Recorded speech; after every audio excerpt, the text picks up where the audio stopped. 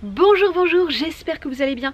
On se retrouve aujourd'hui pour un retour de course que je filme en extérieur comme vous pouvez le voir, puisque nous ne sommes que début septembre, mais la luminosité est déjà affreuse. Voilà, j'ai l'impression qu'il fait nuit dans la maison, il n'est que 16 h hein, pour information. Donc je n'ai pas d'autre choix, sinon vous n'auriez pas eu cette vidéo. Du coup je vais rester en veste et je vais essayer de me dépêcher un peu parce que je n'ai pas très chaud. Et en plus, il pleuvait il y a environ 10 minutes. Donc, vu l'état du ciel, j'ai peur que ça recommence, donc ne traînons pas. J'ai fait un gros plein de courses chez Biocop, j'en ai eu pour cher quand même, je trouve, quasiment 95 €. Alors j'ai pris des choses qui font tout de suite monter la note, j'ai notamment pris des savons saponifiés à froid puisque j'en avais quasiment plus dans ma réserve, donc là forcément ça te donne un coup comme ça, hein, au porte-monnaie, mais ouais, d'une manière générale je trouve que j'en ai eu quand même pour cher. Donc avant de ranger tout ça, je vous montre. Ah bah formidable, je suis en train de voir que j'ai eu un petit accident de, de lentilles corail. J'en ai perdu un petit peu dans le fond du sac, il a dû se renverser légèrement, c'est pas très grave. Les lentilles corail, j'en ai toujours à la maison, je les achète toujours en vrac. Je fais pas mal de choses avec, des currys, des terrines aussi. Je ne sais pas si je vous l'ai déjà dit, mais je mixe les lentilles quand il m'en reste cuites. En général, je les cuis en grande quantité pour les cuisiner dans un curry.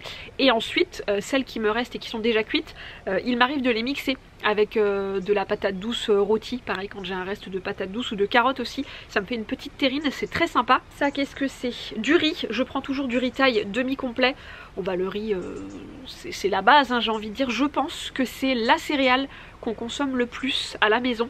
Il y a quelques années c'était le boulgour, je vous en ai beaucoup parlé à une époque, mais je n'en consomme quasiment plus. Je préfère me diriger en général vers des céréales qui sont sans gluten. Ensuite nous avons ici du gros sel, j'en avais quasiment plus, donc pareil j'ai refait le plein. Toujours en vrac, j'ai pris des pâtes, des spirales comme ça, que là je prends 100% farine de blé blanche. Par contre, alors là pour ces courses, je vous l'ai pas dit, je suis allée à la Biocop qui est à Vern-sur-Sèche, dans la zone du Val d'Orson. Les personnes qui habitent dans le 35 situeront probablement.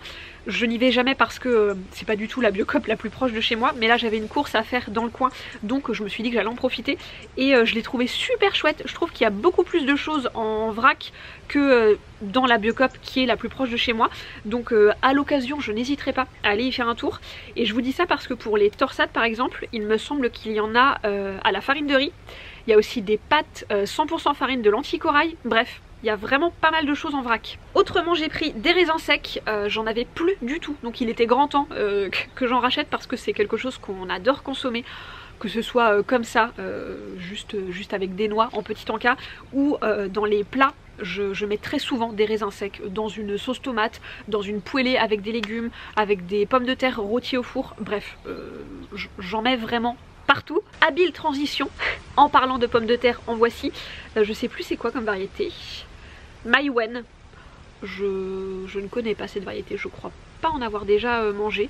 Donc voilà, un petit sac de patates. Je crois que je vous l'ai déjà dit, ces petits sacs en jute comme ça, ce sont des sacs que ma maman m'a donné et dans lesquels elle a acheté ses clémentines au moment de Noël l'année dernière ou l'année d'avant, bref.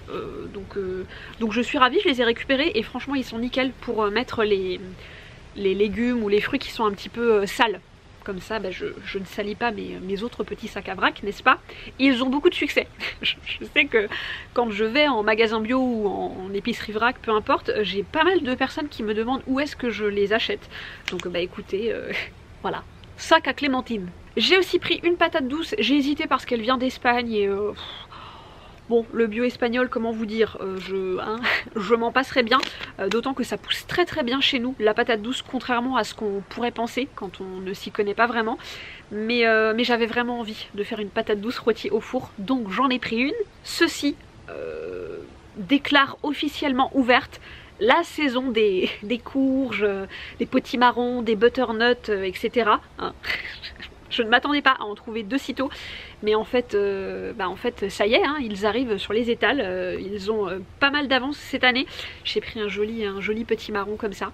J'ai déjà hâte de le cuisiner parce qu'avec le temps qu'il fait là, j'ai juste envie, direct là, de me plonger dans les repas un peu doudous d'automne. Vous voyez, les petits veloutés avec les petits croûtons à l'ail, tout ça.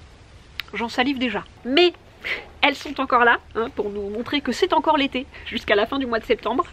Des courgettes, j'en ai pris quelques-unes parce qu'autant vous dire que c'est pas avec ce que j'ai au jardin que je vais cuisiner de la ratatouille à gogo, hein. Je sais pas, on a dû ramasser je dirais 5-6 courgettes. Alors en soi c'est plutôt pas mal, mais sachant qu'on a 4 plants, si vous avez déjà mis de la courgette au jardin, vous comprenez que c'est peu. En ce moment j'adore faire un gratin qui est super simple. J'avais dit à l'une d'entre vous sur Instagram qu'il fallait que je vous poste la recette sur le blog et j'ai pas du tout pris le temps. Donc je vais essayer de le faire avant que la saison des courgettes ne se termine, n'est-ce pas? C'est un gratin qui est hyper simple, hein. Je mets juste du riz en base et par-dessus je mets des dés de courgettes que j'ai fait revenir avec... enfin que j'ai mélangé plutôt avec de l'huile végétale, du sel, du poivre, de l'ail, des épices, etc. Je mets ça par-dessus le riz, je mets ensuite un petit peu de crème végétale, de la levure maltée, j'enfourne et ça vous fait un petit gratin des familles.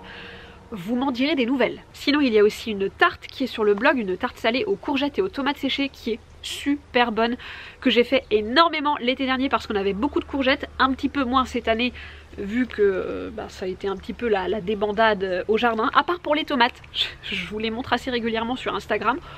On fait des récoltes de fifou. Au niveau de la tomate, on est bien. Ah oui, en vrac j'ai pris des petits biscuits comme ça, enrobés de chocolat noir, et dedans c'est un petit sablé à la framboise, très très très bon. J'ai pris 6 biscuits, 4,64 €. Non mais, il y a un moment je me pose vraiment la question moi de savoir qui achète ces biscuits en vrac. Alors je comprends hein, que ce ne sont pas des biscuits industriels, c'est vraiment de la biscuiterie artisanale on va dire, je crois que c'est Beldon qui fait ça. Ils sont très très bons hein, au demeurant, mais vous imaginez, 6 biscuits, 4,64 €. Bah, vous prenez une famille avec 2 ou 3 enfants, non c'est pas envisageable en fait. Mais pourtant il y en a plein. Il y a plein de goûts différents et visiblement les gens achètent hein, parce que j'ai pris quasiment les derniers dans le rack. Donc je ne sais pas, écoutez, je suis perplexe, hein, 17,84 € le kilo. Voilà, bon, j'en achète une fois tous les 6 mois histoire de me faire un petit plaisir, mais pas à toutes les courses en fait, c'est juste pas possible. Voilà. J'ai aussi pris un pain au petit épeautre et aux 5 graines de la boulangerie Fleur de Levain à Saint-Coulon, donc c'est à côté de Saint-Malo, si je ne dis pas de bêtises. Je crois que je ne l'ai jamais goûté et que je n'ai jamais goûté de pain de cette boulangerie. Il sent très très bon, il a l'air bien moelleux tout ça. Donc écoutez, à déguster, probablement ce soir avec un petit peu de houmous, puisque je n'ai pas résisté. J'ai racheté mon petit houmous préféré chez l'Atelier V. C'est mon préf sur toutes les saveurs. Toutes les saveurs sont extra, hein, mais celui-ci, il est vraiment très très chouette. C'est le houmous de lentilles corail et coriandre. Et que dire, ah bah il est exceptionnel. Ah bah de toute façon, meilleur produit bio de l'année 2019. C'est pas moi qui le dis. Bon, le houmous c'est évidemment très simple à faire soi-même, hein, mais de temps en temps j'en achète chez l'Atelier V parce que c'est une marque que j'affectionne particulièrement et leurs houmous sont vraiment excellents. Pareil, juste histoire de se faire plaisir, j'ai pris des yaourts de la marque Na au lait de coco. Ce sont des yaourts que je vous avais présentés dans une vidéo unboxing je crois des colis que j'avais reçus récemment, puisque la marque Ya m'en avait envoyé un ou deux et on les a trouvés super bons, donc je me suis dit que voilà, que j'allais en racheter de temps en temps, encore une fois pas régulièrement parce que au niveau du prix, comment vous dire, ah bah le porte-monnaie n'est pas très content. Après si on met de côté le prix et qu'on n'en fait pas une consommation démesurée, voilà, c'est bon, c'est breton, les pots sont en verre. Que demande le peuple? J'ai aussi pris quelques blocs de tofu, comme d'habitude j'en ai toujours quelques-uns au réfrigérateur. Le Black Forest, le meilleur, n'en déplaise aux personnes qui préfèrent celui à l'ail des ours. Je vous vois, je vous juge. Et le amande sésame qui est aussi très très bon et qui fait partie un petit peu de mes basiques, j'en ai toujours au frigo à la maison. Le tofu, je vous en ai déjà parlé, en général je le coupe tout simplement en dés et je l'intègre à une poêlée de légumes par exemple. Il m'arrive aussi de le caraméliser avec du sirop d'érable et en général je le coupe pas en dés en fait, je le coupe voyez, en tranches comme ça, assez fines, et je le fais revenir en fait dans une poêle à feu assez vif avec du sirop d'érable, et c'est vraiment très très bon. Il m'arrive aussi de l'émietter, surtout pour le tofu curry mango, toujours chez Typhoon. De toute façon je n'achète que chez eux, c'est vraiment ma marque de tofu préférée. Et celui-ci je l'émiette quand je fais des currys avec des lentilles corail, pourquoi pas des dés de mangue fraîche, du riz, etc. En général celui-ci je l'émiette, contrairement aux autres que je coupe tout simplement. J'ai pris aussi du miso blanc chez Danival parce que j'ai envie de me relancer dans la confection de petits fromages végétaux. Ça fait un bout de temps que je n'en ai pas fait, et là j'ai envie de m'y remettre, et j'ai vu pas mal de recettes qui me tentent bien avec du miso blanc, donc écoutez, il n'y a plus qu'à. Mes tagliatelles de riz préférées sont de retour. Bon, je vous en ai déjà parlé parce que j'en ai toujours 1 ou 2 paquets dans mes placards. C'est la marque Autour du riz qui propose des tagliatelles de riz. Alors je crois qu'il y a riz blanc, riz demi-complet et riz complet. Moi je prends toujours les demi-complètes, voilà, histoire d'être un petit peu entre les deux. Et elles, habituellement je les mange encore une fois avec mes currys. En général c'est quand j'ai pas envie de mettre du riz. Bon, théoriquement c'est la même chose sur le papier, puisque ce sont des tagliatelles de riz, mais ça a l'aspect de la tagliatelle classique, vous voyez, la tagliatelle de blé. Donc parfois je préfère mettre ça à la place. D'ailleurs j'y pense parce que c'est justement ce que j'ai cuisiné hier soir, et j'ai posté ça sur un tout nouveau compte Instagram que j'ai créé qui s'appelle Au Menu Aujourd'hui. Je vous remettrai le nom par ici, et c'est un compte Instagram sur lequel je posterai des plats végés de tous les jours. Voilà, juste la bouffe, il n'y aura pas de mise en scène particulière, il n'y aura pas de stylisme culinaire. Donc les photos seront parfois assez moches, mais promis, dans l'assiette, c'est très bon. En même temps, c'est un petit peu ce qui compte, voilà. Donc si vous ne cherchez pas l'esthétisme culinaire sur Instagram, que vous avez juste envie d'avoir un petit peu d'inspiration au quotidien, eh bien écoutez, n'hésitez pas à m'y rejoindre. Je n'en avais plus dans mes placards, donc j'ai repris un petit trio de crème végétale de soja. C'est pas celle que je prends habituellement. D'habitude j'achète chez Soy, qui est une marque que j'aime beaucoup, mais là il n'avait plus que la version allégée en format de 3 comme ça, et bon, autant vous dire que je suis pas du genre à acheter des trucs allégés. Voilà, donc je me suis tournée vers la marque Sojade. Ça c'est mon lait végétal préféré chez Soy, je crois que je vous en ai déjà parlé. C'est le lait de soja au petit épeautre et à la noisette, qui est tellement bon. Je l'achète beaucoup à l'automne et en hiver parce que j'aime beaucoup en mettre un petit peu dans mon orgeat. Vous savez que je ne bois pas de café, mais je bois de l'orgeat. Je vous en ai déjà parlé sur le blog, donc si ça ne vous dit rien, je vous remettrai l'article en barre d'infos. Dans mes chai latte aussi, bref. Il vous faut absolument goûter ce lait végétal si vous ne le connaissez pas. Ce n'est pas négociable. Je vous l'ai dit en début de vidéo, j'ai aussi pris des savons saponifiés à froid. J'ai pris l'envoûtant chez la savonnerie des 5 sens, dont je vous ai parlé dans ma dernière vidéo produit terminé, si je ne dis pas de bêtises. Il est hyper chouette, très épicé, très chaud. Bon, moi j'aime beaucoup le patchouli d'une manière générale, donc il était limite fait pour moi. Je ne le connaissais pas, donc je ne sais pas si c'est une nouvelle référence ou si la Biocoop chez qui je les achète habituellement ne référence pas celui-ci tout simplement. Mais en tout cas il est très chouette. Et j'ai voulu aussi essayer 2 savons d'une savonnerie que je ne connaissais pas, qui se situe dans le 56, c'est également une savonnerie bretonne, à... j'ai vu l'adresse tout à l'heure, mais alors attendez, à Hennebon. C'est la savonnerie Pensée Sauvage. J'ai pris celui à l'huile de cameline, c'est juste un vrai bonheur. Voilà, je pense qu'il y a du petit grain bigaradier dedans. Oui c'est ça, lycée citronné, petit grain bigaradier. C'est très frais, très agrumé comme ça. J'aime beaucoup. Arizona est en train de gratter à la baie vitrée quand même.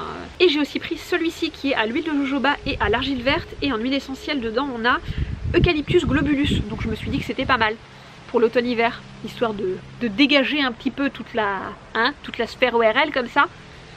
Ils sont vraiment très bons, mais pas trop forts non plus. Il sera juste bien je pense. Ils ont l'air vraiment très crémeux. Je crois qu'ils n'étaient pas donnés à l'unité. Je vais vous dire ça tout de suite puisque j'ai mon ticket. 6,06. Mais en général c'est ce qu'on dit et c'est ce qui ressort de tous les échanges que j'ai pu avoir avec des savonniers ici en Bretagne. En général pour un bon savon saponifié à froid il faut compter entre 6 et 7 euros. parce que qualité des huiles végétales, qualité des huiles essentielles, qualité de la saponification en elle-même. Et j'ai aussi repris un bon gros carré de savon de Marseille à l'huile d'olive, hein, c'est le vert, que j'utilise tout simplement pour faire ma vaisselle. Je vous en ai déjà parlé, je n'utilise plus du tout de liquide vaisselle, ou je ne fabrique pas de cake vaisselle. Je frotte tout simplement mon éponge ou une brosse sur le savon que je mets en fait dans un petit contenant en inox, et je fais ma vaisselle avec ça, je n'ai aucun problème.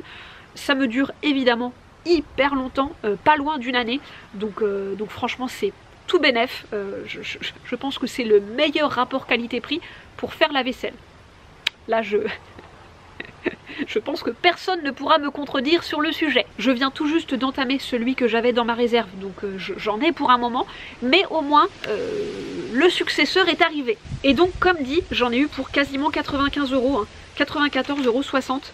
C'est vraiment pas donné, je trouve. Bon après voilà, il y a les savons, je me suis fait plaisir avec les petits yaourts, le houmous, etc.